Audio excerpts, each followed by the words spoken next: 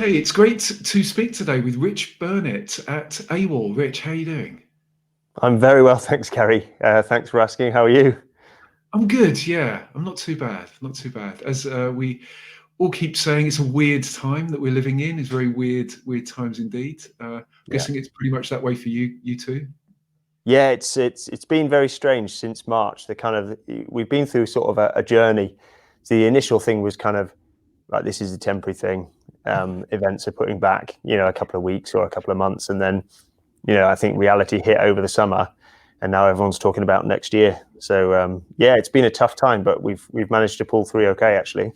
That's good. That's good. Yes, Mm. we'll talk about next year in a bit, because obviously what what the pandemic means for events, particularly obviously in the first part of next year, is now more uncertain than it was, or that we'd hoped it to be. But maybe just as a sort of background, can you maybe tell us a bit about you and how you came to AWOL, and how obviously the company also operates with events? Okay, yeah, sure. So I'm Rich Burnett. My role is kind of the operations director. There's three of us directors who began as friends, and thankfully we still are. Well, at least from my perspective, anyway. The other guys might say differently. We came from different backgrounds. So I was military and had a kind of a sort of marketing and procurement background. Greg Goodall is our sort of commercial guy, and he's sort of business development, leadership, and then Matt Brocklehurst is our tech director. He started with the EA Games, and he's been working with Pilkington and various others, so he's fairly savvy on the techie side. We started in 2012, so we've been around, kind of, we're in our 9th year, I guess.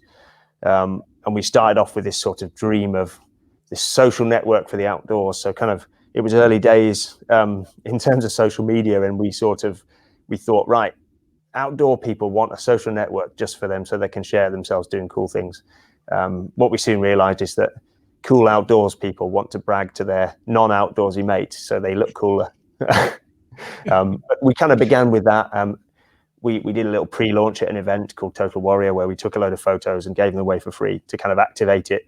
And we realized two things: A, that our social network idea wasn't a very good idea. We realized that within about 5 minutes. So how did you realize? How did you realize that?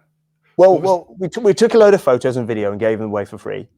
Our site was swamped by users looking for their free stuff, and the engagement was incredible. And it crashed our site because it was kind of just a bootstrapped thing that we were trying on. But then no one came back for the social networking. They took their photos and they ran to Facebook, which was a light bulb moment, because we realized we were onto something, but not what we thought that we were back then, sort of 10 years ago, before we quit our jobs. So yeah, it's been a journey since then. We've kind of created a media production house that does film and photo, and a tech company that became a photo sharing platform, which has just kind of grown and developed since then, and we've got more traction as we've gone. Fascinating, absolutely fascinating. Well, the thing that really fascinated me, and this is the bit that, maybe we talk a little bit slowly, just so that I can articulate the question properly, but also how this whole thing came about. So I suppose it's like a two-pronged question. The first part is, how did you get £900,000 of funding from the UK Space Agency? And I think because it's also a partnership, is that right, with the European Space Agency? So Yeah. maybe the first part of the question is, how did that funding come about? Well, seems a bit random. in terms of the application, the application for it and all the pitches took about 1.5 years, which I think is slightly above the normal. It's usually about a year. And there's a lot of due diligence that goes on, because it's public money, it's European money. The UK Space Agency is part of the European Space Agency, and it contributes a lot of the funding. I think it's one of the main contributors, actually. So UKSA funded it through ESA, who kind of verified it. Both of their missions is basically to promote the use of space, GPS data, Earth observation, etc., in kind of general industry. So they've got this program called Business Applications, which is what we came through. And we were kind of put onto it by the guys at SciTech Daresbury, where our tech base is. That's in Warrington. It's kind of a tech hub. The Hadron Collider was invented there, and there's sort of one of the early prototypes kind of on the lawn there. So it's full of sort of egghead scientists like us and techie people. So it's quite a cool place to hang out. Where I am now is actually in Kirkham, Lancashire, which is kind of our operational place. But yeah, in terms of how it came about, I don't think we could have got out of bed at the start of this and gone straight to them, because it's very commercially focused and you have to prove a really good business case in the traction.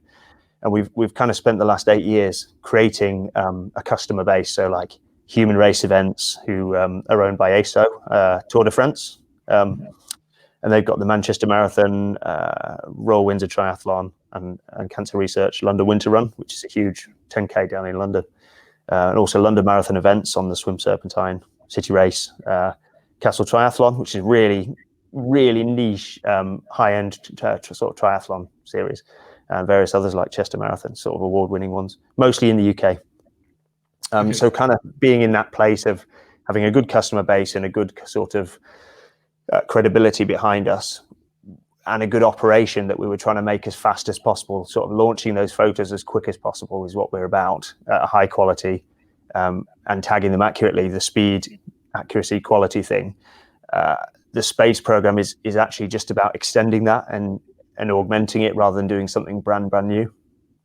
Okay, yeah, so just on the European Space Agency side of things, I'm guessing, is that would that have been related to Brexit? So if this had happened next year, would that have been even more challenging, given that Brexit's happening, or was it difficult to say? Or is it completely unrelated?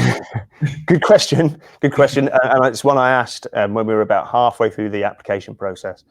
But actually, it's totally separate. I mean, this is about the continent of Europe, not the EU. So we're still part of it. We're still a major contributor. Yeah. So it won't affect it, really. I mean, obviously, you got the money, which is a relief. So I suppose the second part of the question is how on earth, and I'll use that, apologies, how on earth does a space-enabled photography service work then? So what's that about? Okay, so I'm an operations guy. So when it comes to a marathon, what I'll do is I'll head down to the event start line with a bag full of memory cards, and I'll meet all my photographers who are mostly freelancers. They work for us. They work for a lot of the other major photography companies out there. It's kind of a circuit. I'll give a brief. I'll tell them, the guys, what I want. I'll tell them where they're going.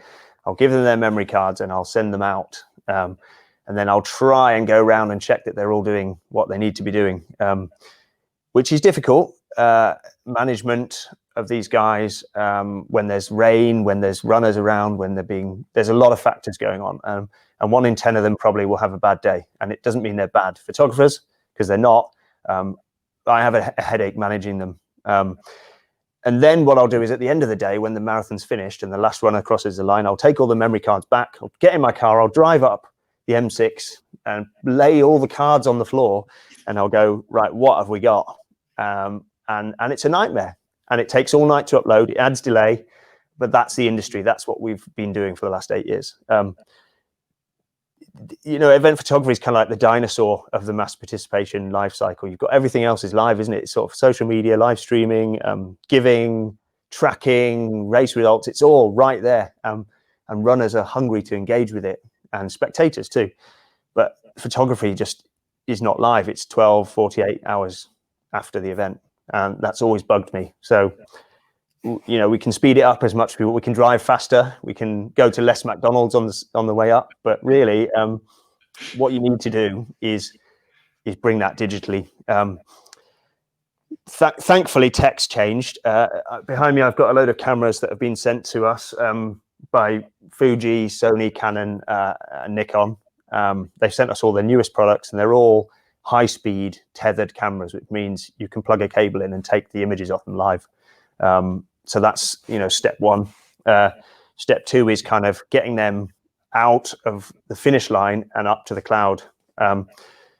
If you're taking a large photo, there's the amount of data you're talking, because our photographers shoot 2 or 3 shots a second, if not more. It's too much. The internet isn't capable of it. 4G, 3G, as you all know, sort of an event finish line is non-existent. You can't even get a phone call through, can you? Mm-hmm. So you're looking for Costa Wi-Fi. Oh, can I beg or borrow, Wi-Fi connections? It doesn't work. It's not operationally sound. So the only way to do it is satellite. So we need to put a bit of hardware in between that to make the photos able to go across the low bandwidth that a satellite currently provides. So we've done that. It works. Thankfully, there's some new satellites up in space now, which are about 10 times more powerful. So that's kind of how you get the photos out of there. Then you need to apply this sort of tagging. So kind of facial recognition is one, body number, race number recognition, and also human tagging, and the customers can actually tag themselves. That whole suite of recognition we call it AWOL Air, Advanced Integrated Recognition, it stands for. And then you're doing a bundle. So race number 1, 2, 3, 4, Steve Smith, he's got 10 photos, and it's building every time he goes past a point on the course. It's building. And then he gets to, the finish line, and the cameras go, and he gets a notification saying you've got 4 new photos. So we're sending him an SMS or a kind of a web notification to his phone. Obviously, he's running, so he's not going to be on his phone looking at his photos. Well, he might be. His family and friends, supporters, charities or news desks might do it. So that's kind of the crux of it. It's the speed of uploading the photos, the accuracy of the tagging, and the quality of the image. So another really interesting benefit is, as a producer, rather than running around and getting on trams and riding my bike around, I can just get an iPad out, and I can instantly look at what people are taking, the photos that have been taken. And I can just ring up Bob on position 2. You're out of focus, mate, or you've got a water drop on your lens, or we've had everything, trust me. You're facing the wrong way. I don't know. These guys are highly professional, but everyone's human. And it's a lot easier from a warm, dry, big screen to critique a photo and apply a correction to it than it is when you're on the finish line, looking at a tiny screen and just doing your best. So that's the crux of it, if that makes sense. No, it does. So Steve Smith, the runner, I think you said Steve Smith. So he's running through mile markers all the way through, as you say, and you're accruing photography for that runner. And so you're picking up so we'll come to facial recognition in a second. So you're picking up the bib on the front, obviously. So I'm guessing this would apply to a sportive, a bike, Gran Fondo bike ride, a marathon, a triathlon. With a triathlon, they're coming out of the water. You haven't got obviously a marker because the guys are in wetsuits predominantly. So that's where the facial recognition bit comes in. Am I right? So you're doing a blend of both the number recognition, which is some kind of pattern matching, as well as the facial pattern matching side of things. Yeah. And it's a good point you make about the swim exit. So with the swim serpentine with London Marathon events last year, 2019, not this year, because of COVID, all we had was swimming shots. So what we did was we started to write race numbers on hats and things like that, and we soon realized that was wrong as well. So what we're doing with this project is we're allowing people to have a profile picture before. So we're kind of pre-authorizing them before the event, and then we use that photo to look for faces, essentially. And it's obviously GDPR compliant. You don't have to do it if you don't want to. There's many other ways to find yourself, like by chip time, or you can browse an album and find it in the old way. So there's a lot of different ways to do it. But yes, it really unlocks some interesting shots on triathlon and swimming, especially. Even on the bike, a lot of the time the race number is not visible from the front. Yes, of course, yeah. So on the GDPR side of things, which is a really interesting point. So do you have a rough idea of the proportion of people who would opt in for the facial recognition? Because I'm guessing, obviously, as you say, you're GDPR compliant, you're processing that data with consent from the athlete, and there is a way of, obviously, your system then validating the individual, and then after that you ditch and delete any personal data. I'm guessing that's the way the process works. So do you have an idea on the proportion of people that would opt in for the facial recognition? I'm guessing obviously it depends from event to event, but have you seen a big take up for that, or is it still early days? Yeah, it's actually extremely high, and higher than I even thought. I have the joy of being the data protection officer here at AWOL. It's one of my many glorious roles. When we heard GDPR was officially coming, we got ahead of it and got the legal side involved quite early, so we could understand how we needed to change. And I saw it as a huge opportunity, to be honest. We actually won business because of it, because the adoption of it was quite slow and cautious, whereas we went way ahead and became GDPR compliant way out in front. Mhm. And it starts actually during registration, race registration. So, we work with partnership with the event organizers, and while you're signing up to the events, you're signing up to T's and C's, which will be shared between us and the event organizer. And that's the first layer that we've got. The second layer on the facial rec is a very strong kind of opt-in. When you use it at the point that you use it, in terms of uploading your photo or confirming a facial tag, you're doing it and you're presented with this screen that tells you everything that's happening. Again, sort of a side benefit of the facial recognition is when it's the opposite and someone doesn't want to have their photos out there. Previously, before facial rec, all you can do is remove the tag. So you can remove the association with them and their photo, but the photo itself is taken in a public place. How can there's no sensible way of removing a face from a public photo. You just can't do it. Whereas now with the facial rec, if we have someone who doesn't want to be involved, we can actually look for that individual and comment out those photos, take those photos out of the cycle. So it's actually more than compliant. It's actually a real advance. Yeah, no, in terms of privacy. So it's really good. But honestly, we don't have much. People are very happy to be involved in this stuff.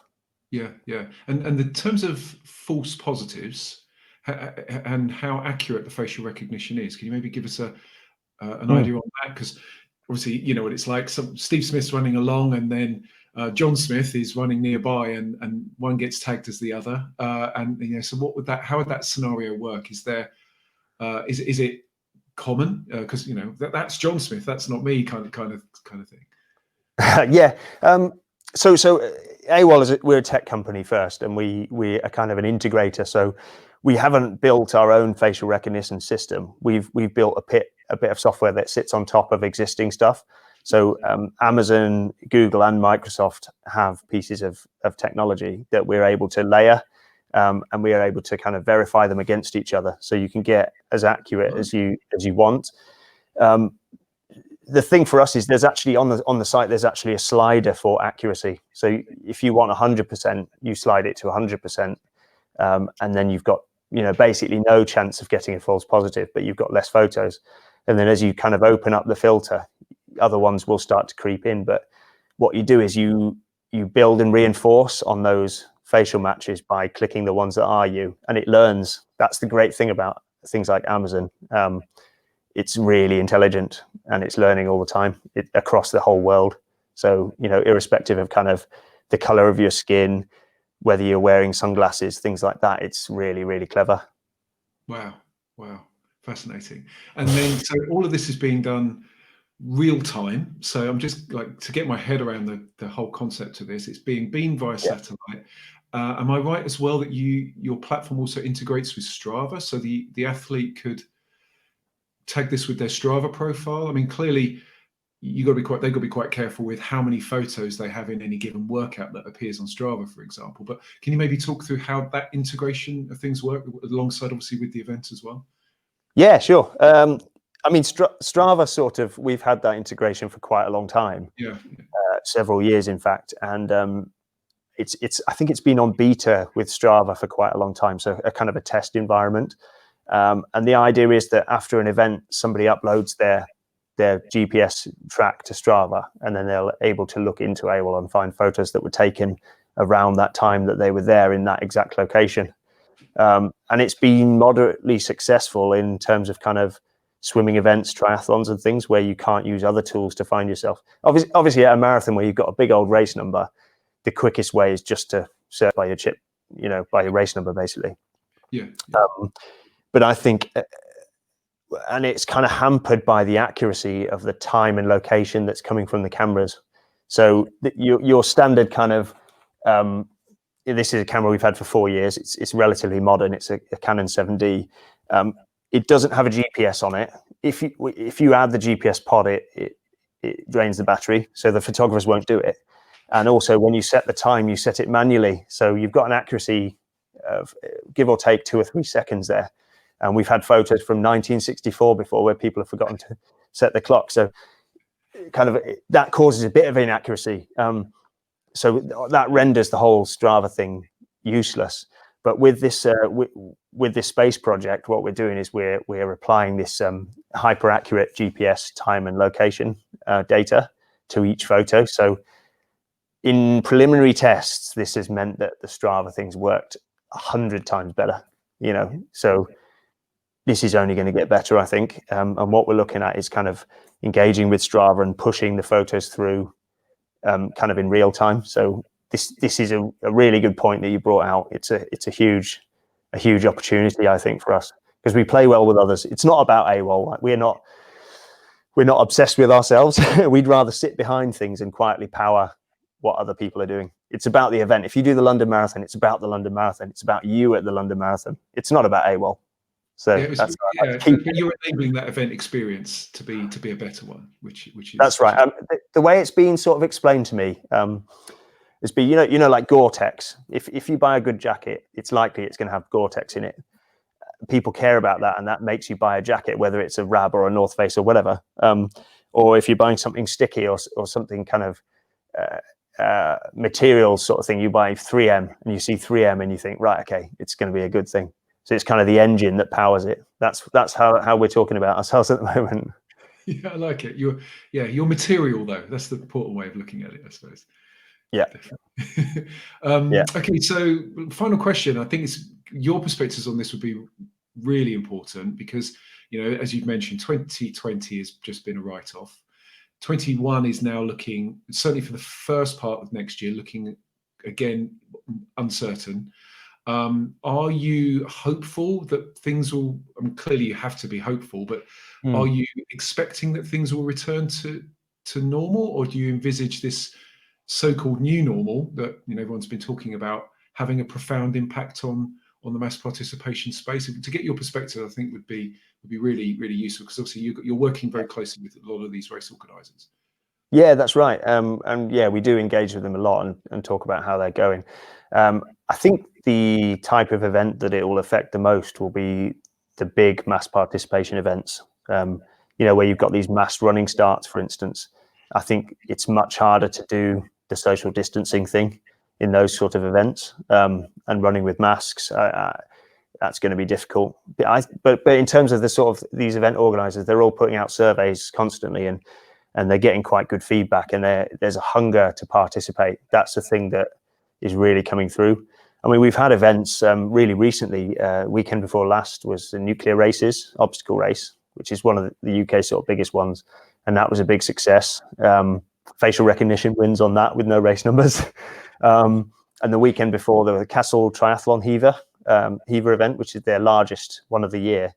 It had several thousand. I think it had over 4,000 participants. And everybody had a great time. We took a lot of photos, and in terms of how many photos we sold, because that's a selling event, it did better than normal. So it is encouraging. I mean, we've had to assure all kinds of partners, including ESA, about our attitude towards events returning next year.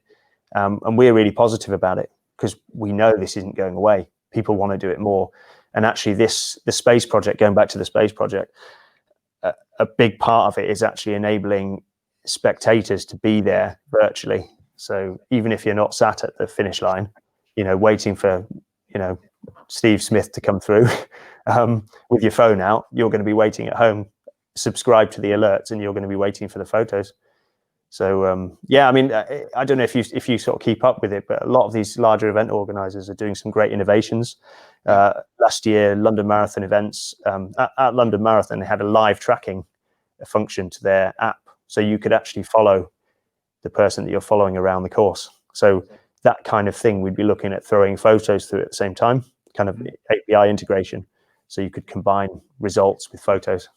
I think that would be extremely powerful, and kind of the video aspect as well. Yeah. With your business, because obviously the events that you've mentioned all UK, are you looking internationally? Obviously you're looking at space at the moment. So what are your thoughts for the future? Yeah, I mean, we're from the UK, so it makes sense that we start locally, and the UK is a really strong and prosperous market, so makes perfect sense. But next year is definitely the year of the international for us. I mean, on Wednesday, we're going live on the Innovation Showcase at Mass Participation Worldwide. and that's an event that usually happens. It's kind of a B2B event that happens in Singapore, and it's all about international export for mass participation. It's virtual this year, but we're in there as kind of a key speaker. We're looking at kind of large event organizers around the world, definitely. So, and that's a huge part of the space project. It's the satellites are actually over the equator that point at Europe, so they have a huge footprint. Even the satellite we're using today can reach down to Africa. So, yeah, very possible, and it's something we're looking at, definitely. Yeah. Well, the world is very much your oyster from above and on the ground as well. So I just want to wish you all the very best. It's been absolutely fascinating, certainly to hear how the tech works, as well as find out a bit more about your business. So thanks so much for your time, and look forward to hearing more and seeing you go from strength to strength. Cheers, Gary. Thanks for your time. Yeah, take care. Talk to you soon. Cheers.